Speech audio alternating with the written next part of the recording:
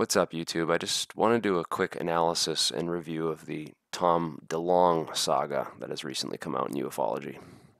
Was kind of a historical fiction, but based on real events about the UFO phenomenon. But I also knew that I knew shit that most people don't know because I've studied it for so long, and I happen to put some pieces So together long, that huh? A couple most years, people huh? don't put together.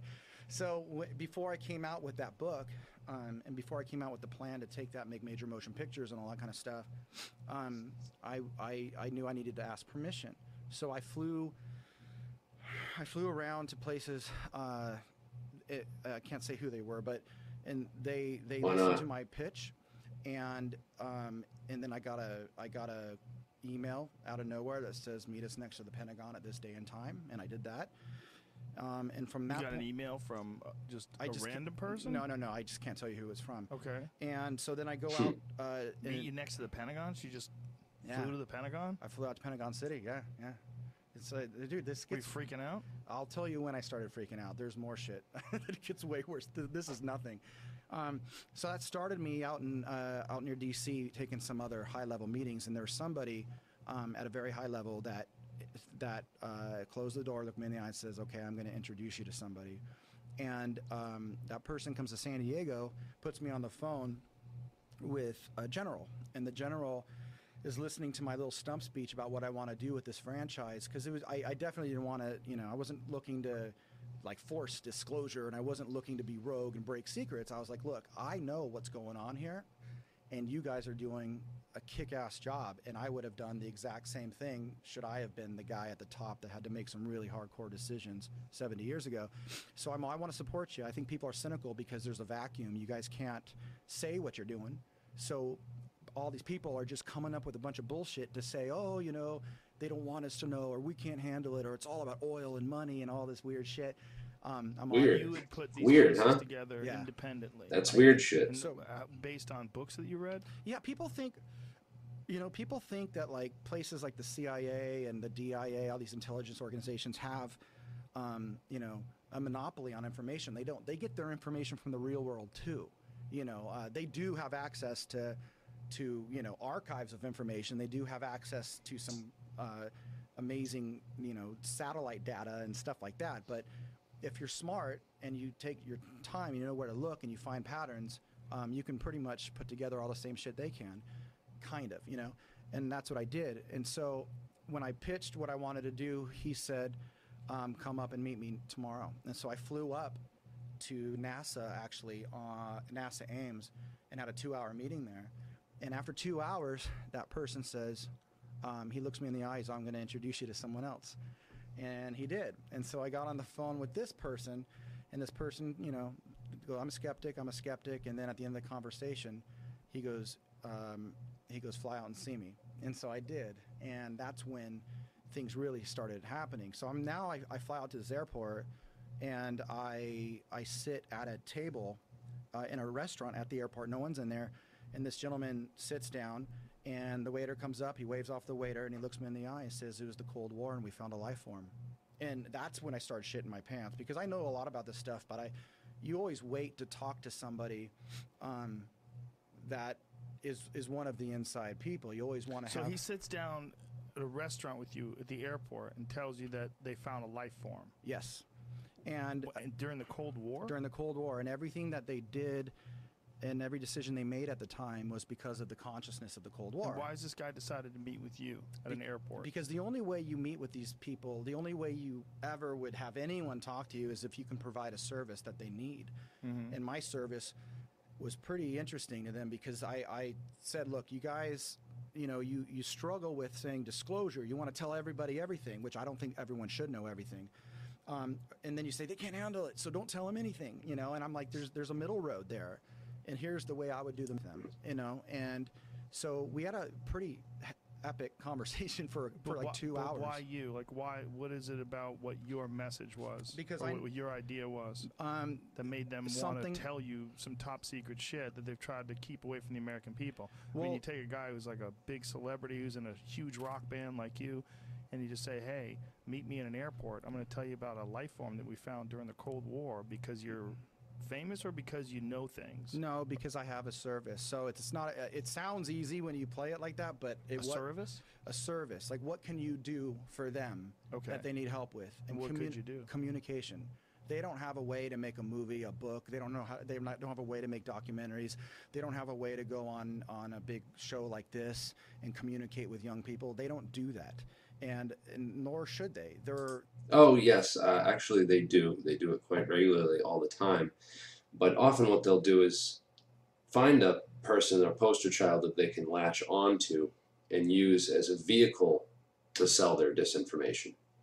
Rather than just, sitting there and doing the video editing and producing and doing all that stuff themselves, which of course comes back to them and looks really sketchy. It's much better to get somebody else to do it. So I just want to point that out. Let's just take a look at this. I'm done listening to that for now, and I'm going to go back and listen to the rest of it later. And I encourage you all to watch it as well if you have time, and give me your thoughts in the comments below. But I just want to make a point clear. This is his website and everything.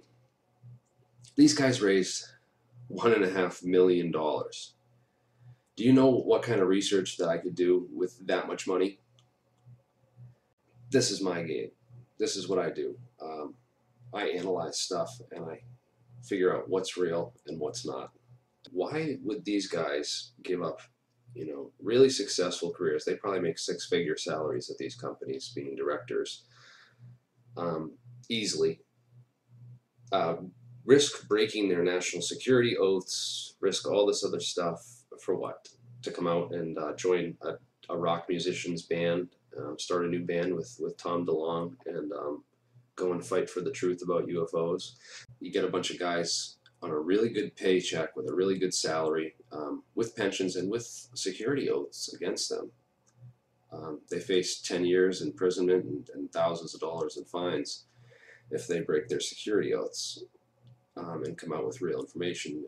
And Tom, you heard him, he says he's not really interested in doing that either. He's not interested in releasing classified information. So what the fuck is this guy really doing? Can someone please tell me?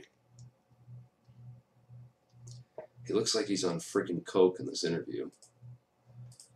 You got to look at what they're doing. So they look to you for a spokesperson role? I wouldn't say spokesperson role. Communication role? A communication role. It makes more sense. So they would give some information to you, and you would get it out to people. And now, why wouldn't they do it themselves? Because they wouldn't have the same platform. They don't have access to the same platform that you would have. And the other reason is people have tried to do movies and stuff like this, but none of them know.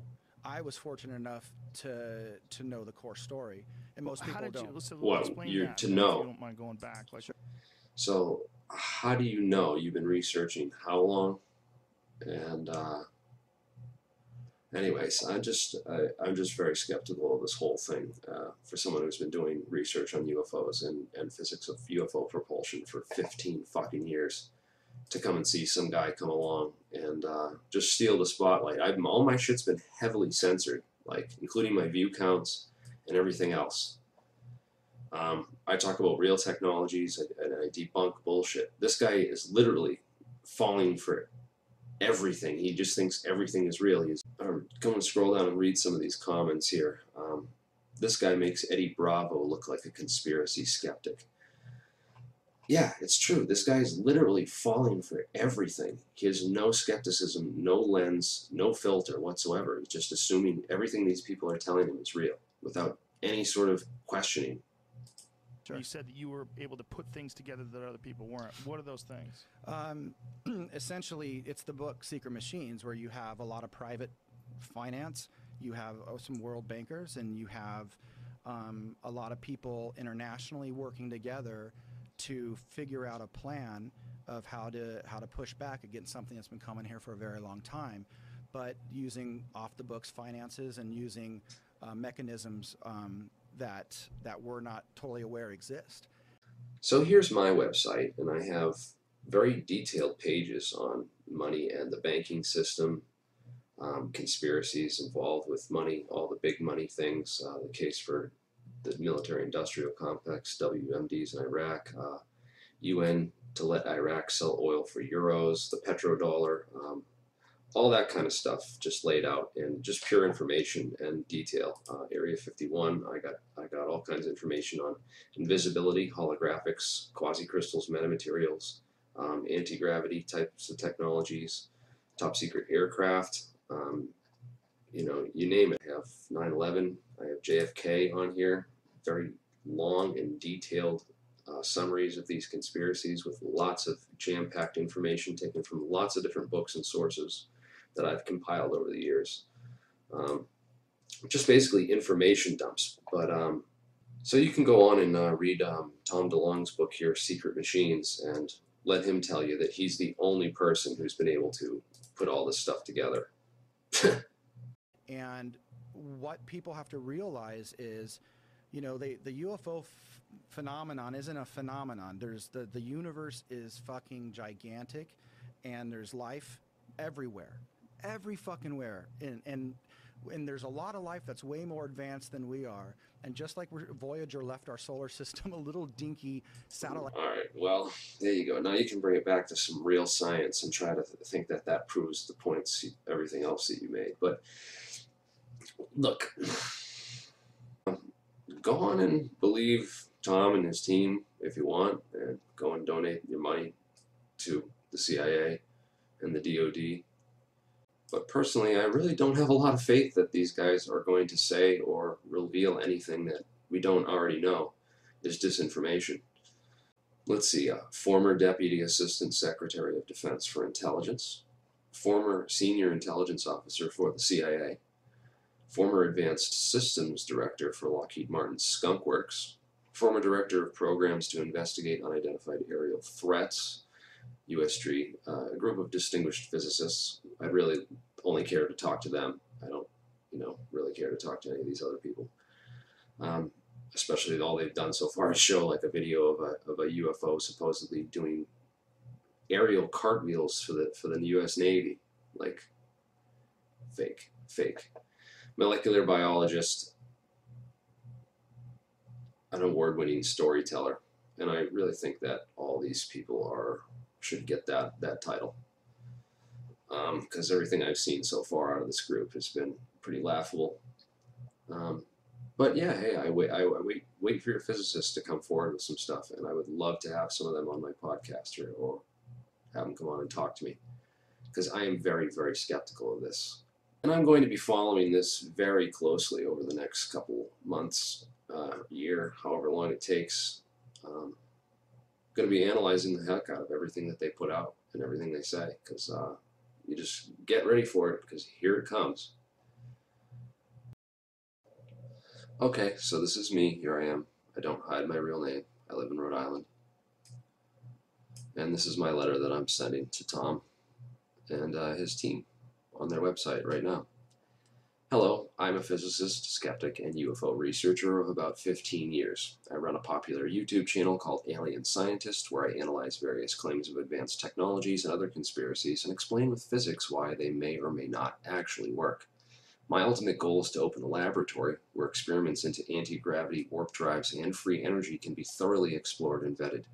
I'm reaching out today because I'm interested in interviewing members of your physics team, allowing them to speak more directly to the fringe science community that is gathered around my channel, and possibly discussing the idea of a future collaboration on research and development of some of these advanced propulsion and energy technologies. Please forward this message to your team of physicists and have them get in touch with me. Look forward to speaking with you all, Alien Scientist. So hopefully that gets their attention, and hopefully I hear back from them. The message has been sent.